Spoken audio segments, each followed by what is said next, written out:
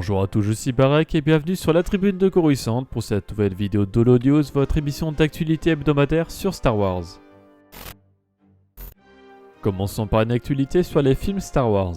Malheureusement, toujours aucun projet concret est en vue, mais un énième réalisateur vient s'ajouter à la longue liste.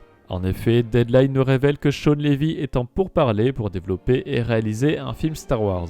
Aucune information sur l'intrigue ni le scénariste, mais Deadline affirme que Levy se concentrera sur celui-ci après avoir terminé son travail de réalisation de Deadpool 3 chez Marvel et Disney prévu pour le 8 novembre 2024. Pour le moment, 2 films Star Wars inconnus sont programmés au décembre 2025 et 2027, il se pourrait que ce présumé film soit l'un d'eux.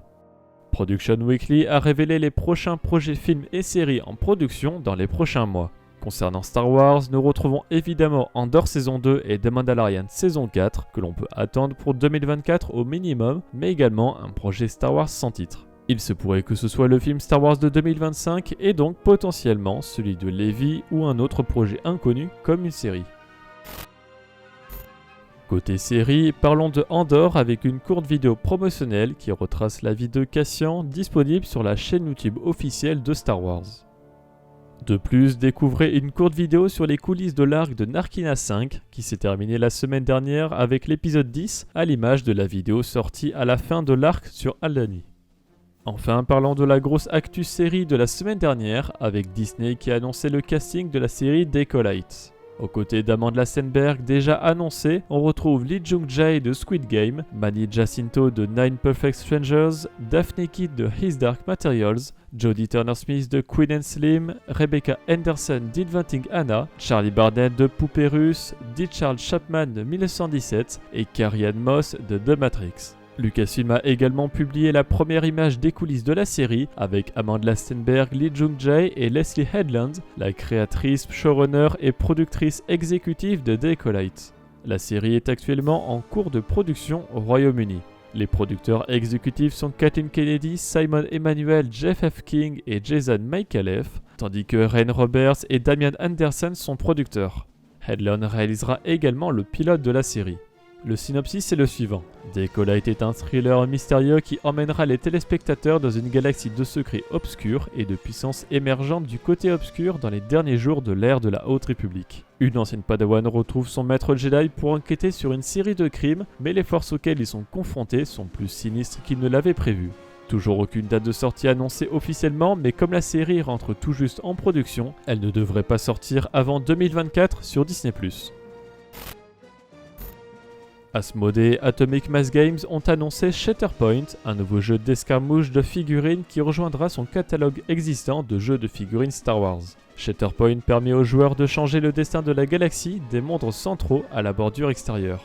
Les joueurs construisent et commandent une équipe d'assaut composée de personnages emblématiques de Star Wars et les opposent les uns aux autres dans des batailles.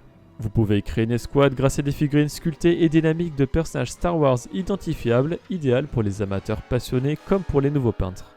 Les joueurs peuvent choisir des escouades thématiques directement issues de la galaxie Star Wars, comme Ahsoka Tano et Bo-Katan Kryze, Maul et ses super commandos loyalistes, ou mélanger et associer leurs personnages pour former les escouades personnalisées. Les joueurs peuvent utiliser les capacités spéciales et les diverses compétences de combat de leurs personnages pour contrôler le déroulement de la bataille alors qu'ils font la course les uns contre les autres pour remplir les objectifs de mission évoluant de manière dynamique. Shatterpoint est prévu pour juin 2023.